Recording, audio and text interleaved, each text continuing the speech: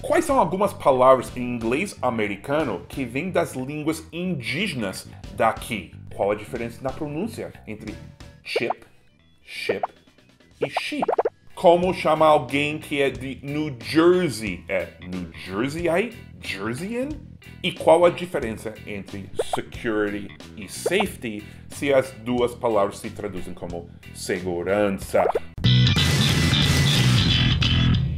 Vamos saber hoje, nessa edição de Amigo Gringo Responde na sexta-feira. Uma vez por mês a gente conversa com um professor ou uma professora do Cambly, que apresenta Amigo Gringo Responde cada sexta-feira e sempre são muito legais. Cambly, como todos já sabem, é uma plataforma que você pode usar no computador, no celular, no tablet, para conectar com professores de inglês falantes nativos e agora pode filtrar os professores, a lista de professores, para encontrar alguém que compartilha os mesmos interesses. Se você gosta de falar, sei lá, de política, de surf, de games, você pode testar o Cambly baixando o aplicativo ou indo no site e usando o código AMIGODEZEMBRO, ou usando o link na descrição, ou aproveitar o Cambly para um dos seus filhos usando o Cambly Kids, uma aula por só R$1 para testar. Alguns meses atrás falamos com Alejandra, ela foi ótima, muitas pessoas assistiram o vídeo, tinha muitos views e vamos falar com ela de novo. Ela é norte-americana e estamos falando com ela da casa dela na Califórnia. Vamos conectar.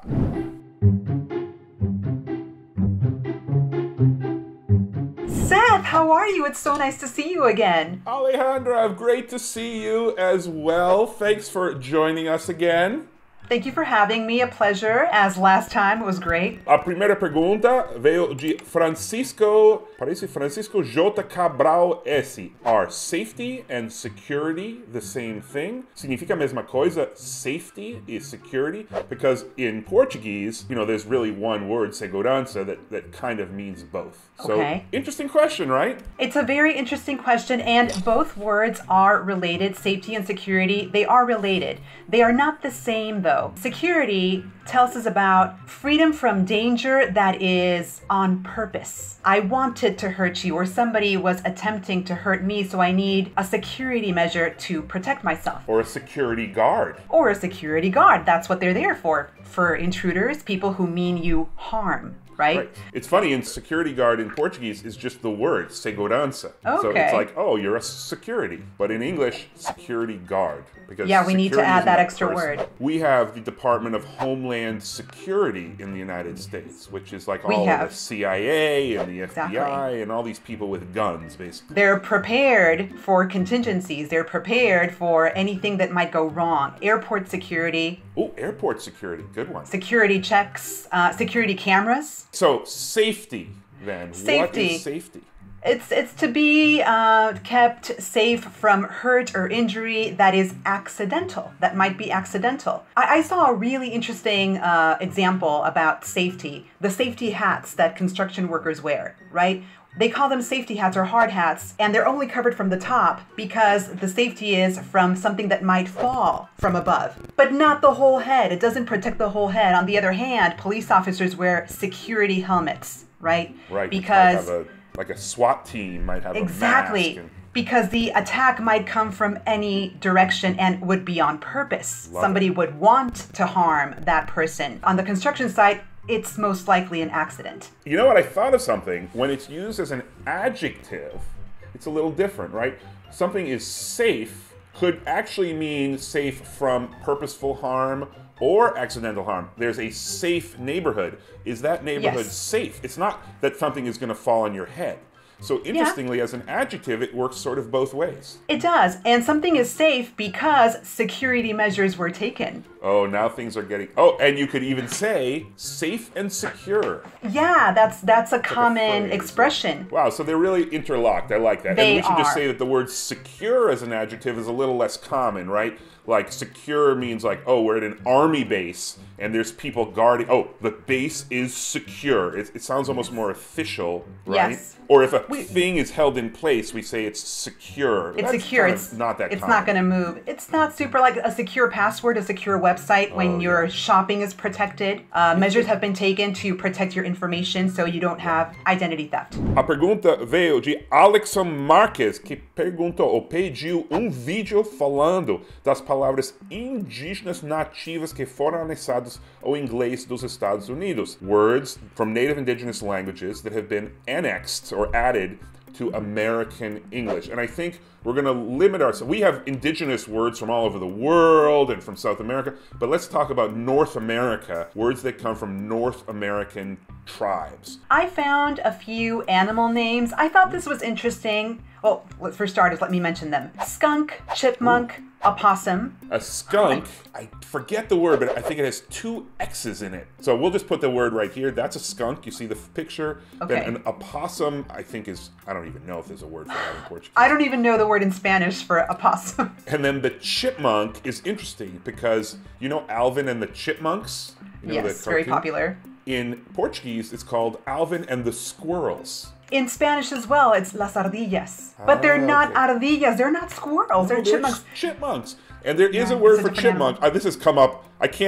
This is what my life has turned into. I've talked about this numerous times. There is a word in Portuguese for chipmunk, and it's tamia, but nobody knows what it is. Okay.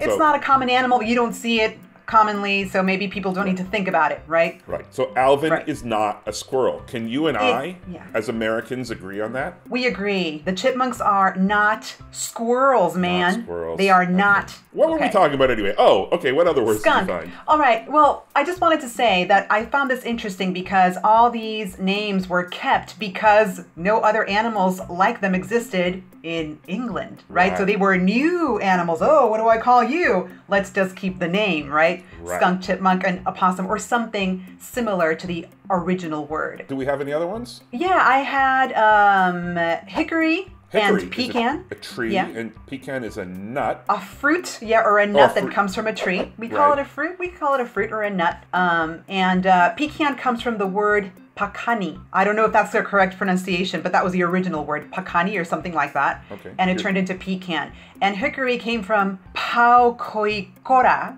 or something like that turned into poka hickory and then shortened to hickory. You know, that reminds me of the word squash. Yeah.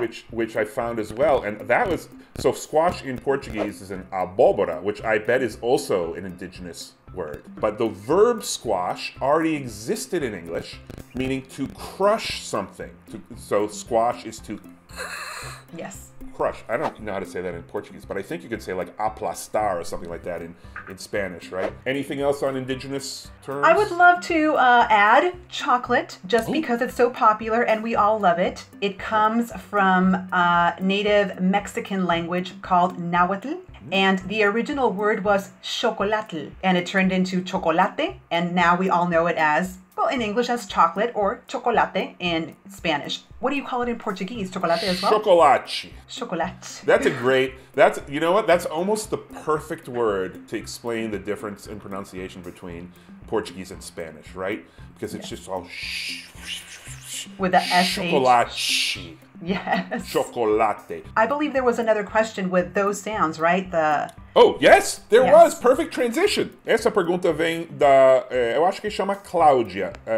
O username é Germana Cláudia Olivier, que perguntou ou falou, não sei pronunciar corretamente as palavras ship, sheep, and chip. Okay, so first we should point out the difference between SH and CH. They're two different sounds, and the difference between the two is that one is longer than the other. SH has a longer wind, you can say. It's more air that is expelled through the mouth.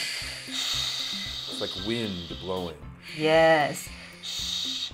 On the other hand, CH is a short sound. It's like a quick gust, a Yeah. So both are air coming through the teeth, but one is long, prolonged, and the other one is brief.